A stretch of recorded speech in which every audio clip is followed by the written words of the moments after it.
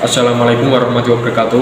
Perkenalkan, nama saya Muhammad Haji Sukma Ibrahim dari Fakultas Tarbiyah dan Ilmu Keguruan Universitas Islam Nahdlatul Ulama Jepara dari Program Studi Pendidikan Guru Sekolah Dasar dengan NIM 22133000158. Pada video kali ini saya akan membahas atau mengkaji tentang sebuah video yang dimana di dalamnya terdapat sebuah hal yang bertentangan dengan ajaran Ahlussunnah wal Jamaah, yang dimana di dalam video tersebut terdapat sebuah hal yang bertentangan dengan Ahlussunnah wal Jamaah, yaitu bahwa kotoran sapi, kambing, ayam, hewan-hewan yang kita konsumsi bahwa itu dinyatakan tidak najis.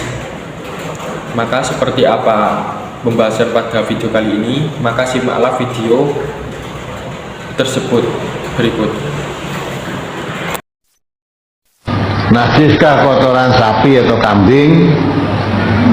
Najis, ya, dalam arti kotor, tapi tidak wajib dibasuh seperti najis manusia, ya. Jadi kotoran manusia, kencing manusia itu kalau mengenai tubuh manusia atau mengenai pakaian manusia itu najis yang wajib dibasuh. Tidak sah kalau kena kencing atau kena kotoran manusia untuk sholat, tidak sah. Tapi kalau kotoran kambing, kotoran sapi, ya, kencing kambing, kencing sapi tadi itu andai kata kena kotoran itu pakaiannya untuk sholat sah, ya. Jadi najisnya najis dalam arti kotor, tapi tidak najis yang wajib dibasuh, ya, gitu. Nah kalau perlu, kalau misalnya di punggungnya, ya, kena kencing atau kena letong sapi pakai sholat kok sah, tidak apa-apa. Ya, jadi kotoran maksudnya kotoran sapi itu lebih bersih kotoran sapi, ya. Kencing manusia dengan kencing sapi itu bersih kencingnya sapi, walaupun manusia itu cantik sekali, ganteng sekali, uyuwe najis, gitu. Mulai jasa kementus, jasa kemayu, kowe uyuhmu karo uyuh babi, resik babi. Kencing babi itu tidak najis, kena kotoran babi, kena kencing babi untuk sholat sah, kena kotoran manusia tidak sah.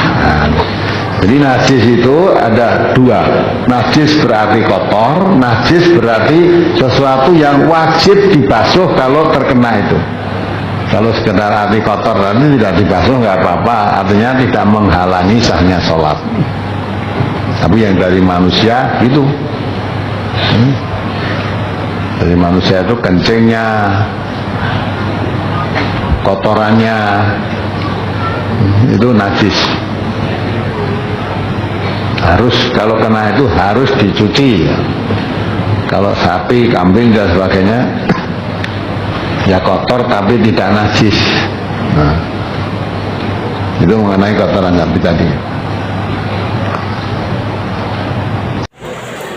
Dari video yang saya tampilkan tersebut, saya akan menjelaskan secara singkat bahwa kotoran yang dikeluarkan dari pencernaan hewan selain dianggap menjijikan atau mustakzat, juga dikategorikan sebagai salah satu perkara yang najis, sehingga ketika kotoran ini menempel pada badan atau pakaian orang yang sedang sholat dapat berakibat pada batalnya sholat yang dilakukan.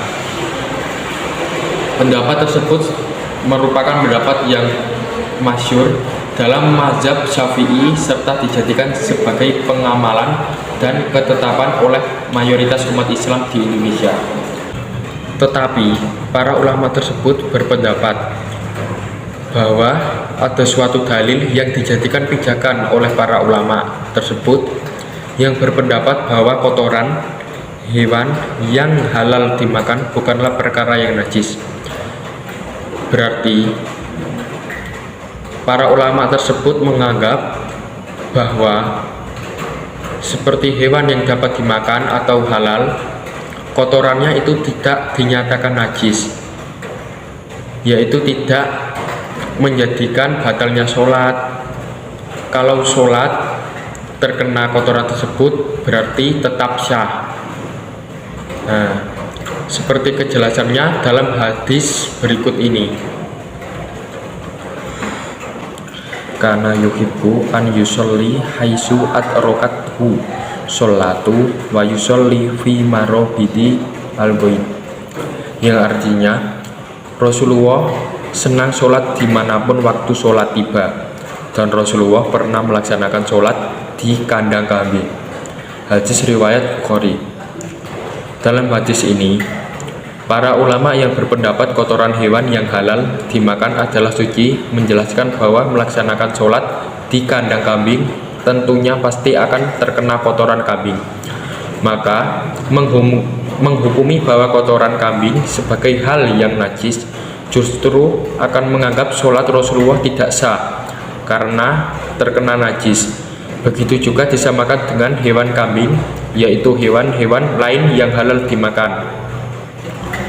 Dari penjelasan tersebut, ulama menyatakan bahwa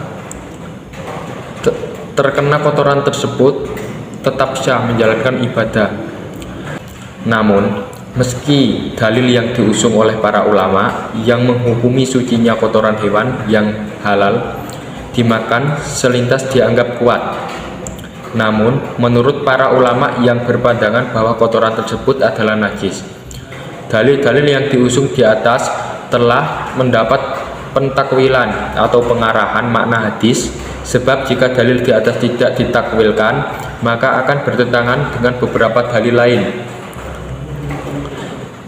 Sedangkan dalam menanggapi hadis Rasulullah melaksanakan sholat di kandang kambing tersebut, para ulama yang berpendapat najisnya kotoran hewan yang halal dimakan menakwil bahwa Rasulullah melaksanakan sholat di kandang kambing dengan keadaan tidak mengenai kotoran kambing yang terdapat di kandang tersebut. Sebab jika tidak diarahkan dalam konteks demikian, mestinya tidak ada perbedaan antara melaksanakan sholat di kandang kambing dengan kandang unta, karena sama-sama menganggap bahwa kotoran keduanya adalah suci.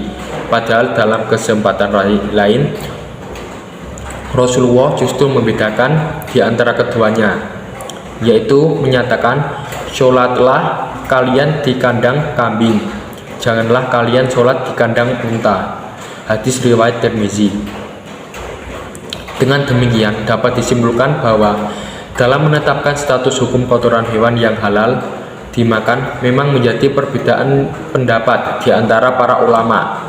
Namun dalam konteks pengamalan, langkah yang paling bijak adalah mengikuti pendapat yang kuat dalam mazhab Syafi'i yang kita anut dalam Ahlussunnah wal Jamaah. Status hukum kotoran adalah najis. Hal ini demikian lain dalam rangka-rangka kehati-hatian dalam mengamalkan hukum syariat, juga untuk menyesuaikan dengan pandangan umum masyarakat sekitar yang secara umum langsung memahami bahwa kotoran hewan yang halal dimakan adalah menjijikkan dan najis. Wallahu alam. Maka dapat disimpulkan bahwa dari video tersebut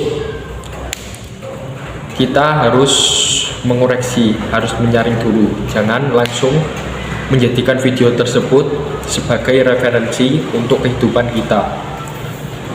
Jadi menurut Imam Syafi'i yang saya simpulkan tadi, bahwa kotoran tersebut adalah najis. Nah, berikut beberapa pembahasan yang dapat saya sampaikan. Selanjutnya saya akhiri pembahasan pada video kali ini. Saya ucapkan mohon maaf sebesar-besarnya apabila ada kata yang keliru atau salah dalam pengucapannya.